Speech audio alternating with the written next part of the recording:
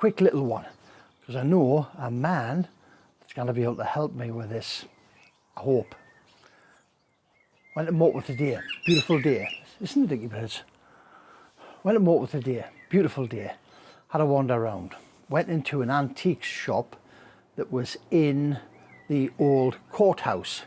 And lots of people think it's the castle because it's right on the roadside, but it's not, it's the courthouse. The castle's up on the hill in the background. And I found this.